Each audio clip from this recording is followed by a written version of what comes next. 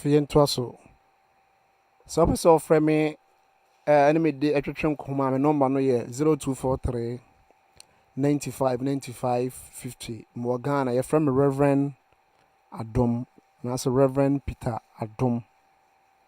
o frɛ me number yi so a enkomo bi e fast studio ne ma ho bia frɛ me betimi ayiwa no comment o program nim na me so me hunu sɛ me ne adofo bi na ye dey e di dwuma na itima hyem nkran na cost so a de tutorials ya de abra ne ma bebrebe na menim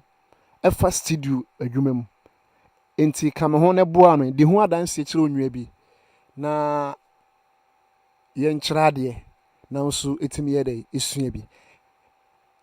me kyire no nkyire sɛ menim bibia ebi onim bibia menim obetimi ni ma share ebi a mistake bi wo baabi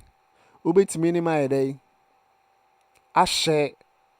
on say ebi ha no ka ye ni sei a keye ni nyina eboa ma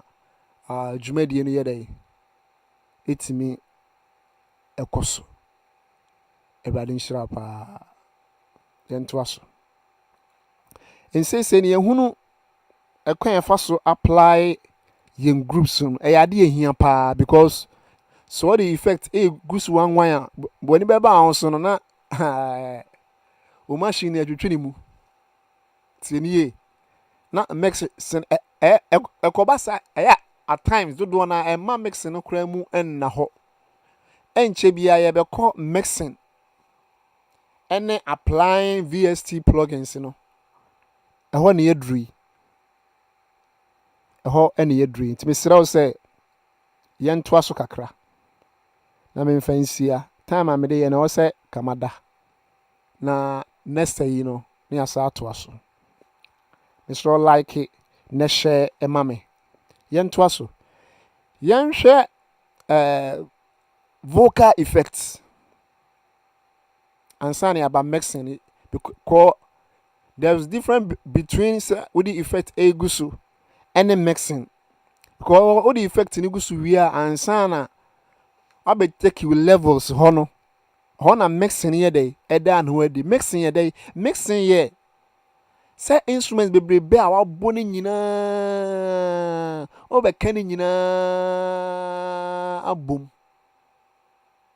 amana bebo as left and right channel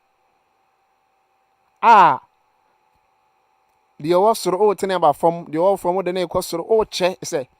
che pass on so that density no che pass any friends and mixing what they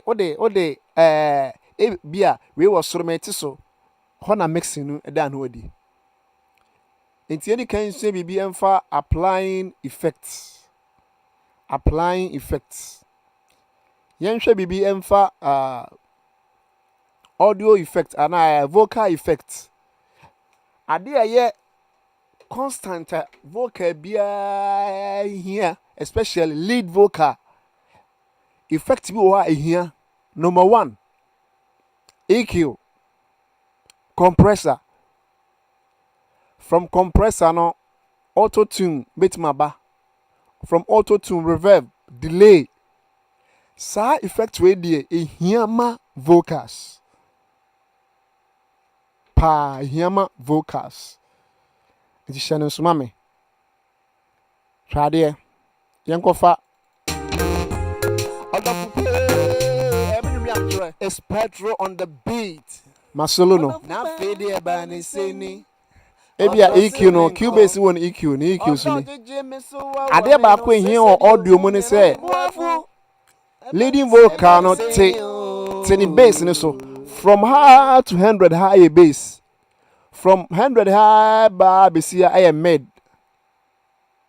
From KKK ni na highs near man mid kakra.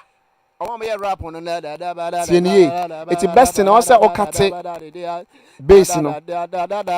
bass ha I'm not clicking there you know no ba sisan we da beto ha usoma un say etwa round